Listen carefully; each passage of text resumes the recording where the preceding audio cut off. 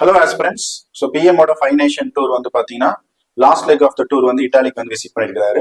So இட்டாலியோட prime minister Giorgio மெலோனியோட வந்து பைலேட்டரல் பார்ட்னர்ஷிப் வந்து மீட்டிங் போயிட்டு இருக்கு. ஸோ இந்தியா இட்டாலி பத்தி தான் நம்ம வந்து பார்க்க போறோம். ஸோ இந்தியா வந்து பார்த்தீங்கன்னா இந்தியன் ஓஷன் ரீஜன்ல வந்து சிச்சுவேட்டா இருக்கிற ஒரு கண்ட்ரி.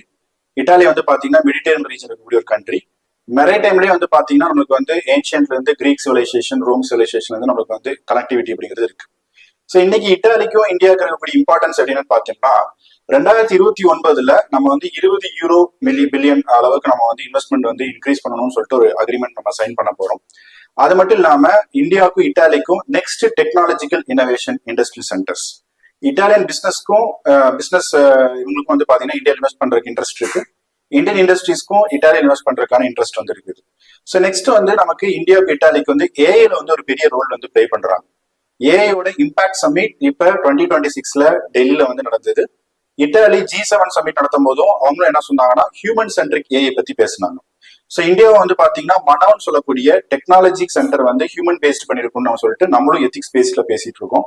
அப்படி ஏஐல இந்தியாவுக்கு இட்டாலிக்கு ஒரு கோஆர்டினேஷன் வந்து இருக்கு. அடுத்து இந்தியாவுக்கு இட்டாலிக்கு ரொம்ப இம்பார்ட்டன்ட் அப்படிங்கிறது பார்த்தோம்னா ட்ரேடு, கனெக்டிவிட்டி, எனர்ஜி. அந்த எனர்ஜியில வந்து பார்த்தோம் அப்படின்னு சொன்னா நமக்கு இப்ப green hydrogen, next generation of அந்த ரெனிபிள் எனர்ஜி அதெல்லாம் நம்ம பேசிடுறோம். அதுல இந்தியாவை ஓன் இனிஷியேட்டிவ் பண்ண international solar alliance, coalition disaster resilience infrastructure. So இந்த மாதிரி இனிஷியேட்டிவ்ல இந்தியாவே பண்ணிருக்கு. அது இட்டாலியும் வந்து பாத்தீங்கன்னா அசோசியேட் ஆக போகுது. அது மட்டும் இல்லாம 2023 இந்தியா நடத்தின G20 சமிட்ல குளோபல் பயோஃபியூல் அலையன்ஸ் அப்படின்னு நம்ம ஸ்டார்ட் பண்ணோம். அது வந்து இந்த எத்தனால் பிளெண்டிங் அது ரிலேட்டடா வந்து ஒரு அக்ரிமெண்ட் வந்து இந்தியாவே இனிஷியேட் பண்ண ஒரு இதுதான். ஸோ அதுலயும் இட்டாலி வந்து ரொம்ப இன்ட்ரெஸ்டா வந்து இருக்காங்க.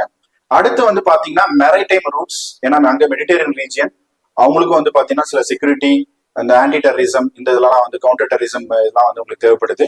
இந்தியாவும் இந்தியன் ஓஷன் ரீஜியன்ல வந்து பாத்தீங்கன்னா ரொம்ப வல்னரபிள் நேஷனா வந்து இருக்காங்க கோஸ்டல் செக்யூரிட்டியில. அப்ப இந்த ரெண்டு நாடும் வந்து கோஆர்டினேஷன் வந்து மெரைடைம் ரூட்ஸ்லயும் மெரைடைம் செக்யூரிட்டிலையும் பேச போறாங்க. அடுத்து வந்து பாத்தீங்கன்னா இந்தியா டிக்ளேர் பண்ண India middle east Europe economic corridor. So இந்தியாவோட மும்பைல இருந்து அது வந்து பாத்தீங்கன்னா கல்ஃபை கனெக்ட் பண்ணி, இஸ்ரேல ஹைஃபா போர்ட்டை கனெக்ட் பண்ணி, ஸோ கிரீஸ்ல பைரேஸ் போர்ட்டை கனெக்ட் பண்ணி அப் டு மெடிட்டரேனியன் ரீஜன் வரைக்கும் அது வந்து கனெக்ட் பண்ண போகுது. ஸோ அந்த India middle east economic Europe corridor அப்படிங்கிறது இந்த இஸ்ரேல் பாலஸ்தீன் வார்னாலையும் இந்த மிடில் ஈஸ்ட் கிரைசிஸ்னாலையும் அது வந்து கொஞ்சம் டிலே ஆகுது. அதுவும் இந்தியா இட்டாலியும் வந்து பேச போறாங்க. ஸோ ஃபியூச்சரோட ட்ரேட் கனெக்டிவிட்டி பத்தி பேச போறாங்க. ஸோ இதுல ரீசெண்டா வந்து பாத்தீங்கன்னா யூரோப்பியன் யூனியனோட ரொம்ப 15 வருஷம் கழிச்சு இந்தியா வந்து ஃப்ரீ ட்ரேட் அக்ரிமெண்ட் வந்து சைன் பண்ணிருக்கு. அதுக்கான ஆப்பர்ச்சுனிட்டிஸை வந்து இந்தியா வந்து இப்ப எடுக்க போறாங்க. இட்டாலியில இருந்து நம்ம என்னெல்லாம் வந்து இன்வெஸ்ட்மெண்ட் கொண்டு வரலாம், டெக்னாலஜி ஷேரிங் கொண்டு வரலாம், ஸ்பேஸ் எக்ஸ்ப்ளோரேஷன் என்ன பண்ணலாம், சேட்டலைட் சென்டர்ஸ் என்ன பண்ணலாம், அதே மாதிரி ஏரோஸ்பேஸ் இண்டஸ்ட்ரீஸ்ல என்ன பண்ணலாம், இதையெல்லாம் வந்து இன்னைக்கு India Europe free trade agreement வந்து என்ஹான்ஸ் பண்றதுக்கான சான்சஸ் வந்து இருக்குது. ஸோ அவர் வந்து இந்த 5 நேஷன் டூர்ல வந்து பார்த்தோம்னா ஃபர்ஸ்ட் UAE போனாரு. ஸ்ட்ராட்டஜிக் பெட்ரோலியம் ரிசோர்ஸ் இந்த மாதிரி அக்ரிமெண்ட்லாம் சைன் பண்ணாங்க. அதுக்கப்புறம் வந்து பாத்தீங்கன்னா நெதர்லாந்து போனாரு. அங்கேயும் நம்ம வந்து நிறைய ஸ்ட்ராட்டஜிக் பார்ட்னர்ஷிப் அக்ரிமெண்ட்லாம் சைன் பண்ணியிருந்தோம். அடுத்து நார்வே ஸ்வீடன் போனாரு. Green strategic partnership, India Nordic summit, இந்தியாவுக்கான ஆர்டிக் கண்ட்ரிஸோட இருக்கக்கூடிய பைலேட்டரல் ரிலேஷன், இதை பத்திலாம் நம்ம வந்து பேசணும். அடுத்து லாஸ்டா வந்து பாத்தீங்கன்னா இட்டாலி வந்திருக்கிறாரு, யூரோப்பியன் யூனியன் ஒரு கண்ட்ரி. ஸோ இன்னும் ஸ்ட்ராட்டஜிக்கா இன்னும் வந்து ஒரு கோஆர்டினேஷன் அண்ட் ஆல்சோ பைலேட்டரல் ரிலேஷன்ஷிப்பை இம்ப்ரூவ் பண்றதுக்காக இந்தியா இட்டாலி அப்படிங்கிறது நம்ம பார்த்திருக்கோம். தேங்க்யூ.